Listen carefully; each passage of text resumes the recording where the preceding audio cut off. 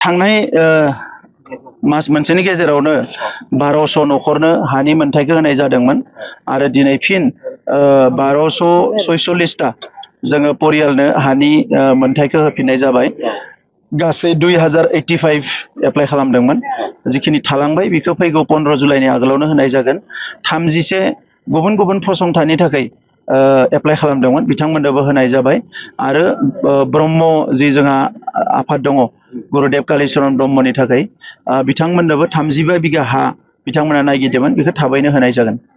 Last question सर, जे पूर्वजरानि जे माबायाव बासबारि ओनसोलाव मोनसे एपिडिसि बे इन्डास्ट्रिखौ थारैनो नोंथाङा रायजो राजाफोरनि खहा जानाय जेबो खामानि जोंनि सरकारा मावा आरो जों जि प्लेनिंखौ खालामदोंमोन बेखौ रायजो राजानियाव सोंनानै खालामदों। खनथाम खनब्रै मेपखौ सोलायदों रायजो राजानि जों सावरायनानैनो। दा इयुनाव जों नोजोर होगोन, जेब्ला रायजो राजाफ्रा लुबैगोन अब्ला जागोन, जुदि लुबैयाबा बियो जानाय नङा।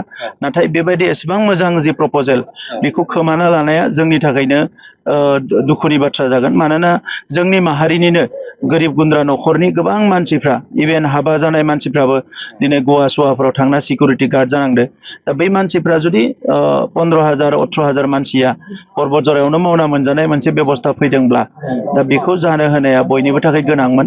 आरो दिनै नुदों हा हुफोरखौ सानफा एफा मालायफ्रा लागासिनो दङ। दा नंखायनो नैबे समाव आङो सानदों जे रायजो राजाफ्रा सानफिनगोन आरो बेयाव रावनिबो खहा जानाय नङा, रावनिबो एक कथा हाबो थांनाय नङा बेवहाय।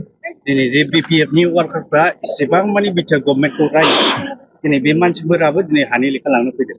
दा जोङो बर' फिसा हिसाबै नायदों, नोगोरारि हिसाबै नायदों।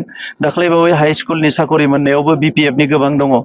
आगोलफ्राव हयथ' बिथांमोना नायै होयोमोन।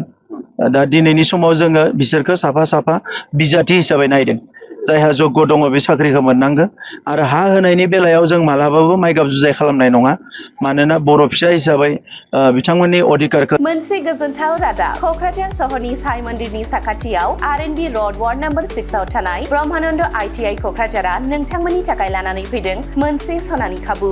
आथिखालनि बादायलु मुगायाव नोंथांखौ साख्रिनि थाखाय साखाफारा खालामनो ब्रह्मानन्द ITI क'क्राझारआ गासै 9 भकेशनेल कर्स लानानै फैदों। आरो बे 9 भकेशनेल कर्सफोरा जादों electrician course 2 years course, stenography 1 year course, COPA computer operating and programming assistant 1 year course, beauty and wellness 1 year course, sewing technology 1 year course. Beauty and wellness आरो सिविंग टेक्नोलॉजीआव नोंथाङा बेसेनाङै मुं थिसननो हागोन। ब्रह्मानन्द ITI क'क्राझाराव हाईलि क्वालिफाइड फेकाल्टिस दं आरो 100% जब एसिस्टेंट। बेजों लोगोसेनो बेयाव फ्लेक्सिबल क्लास टाइमिंनि खाबुबो दङ। बेयाव CIPET, टुल गुवाहाटी बायदि नेशनेल इनस्टिट्यूटफोराव एजुकेशनल टुरनि थाखाय लानानै थाङो आरो रेलवे वर्कशप, बङाइगाव, APDCL बायदिफोराव इन्टार्नशिपनि थाखाय दैथायहरनाय जायो। आबुङै मिथिनो थाखाय ब्रह्मानन्द ITI क'क्राझाराव थांनानै एबा 9101325849 एबा 86386832443 मबाइल नम्बराव कल खालामनानै सोलाद लानो हागोन।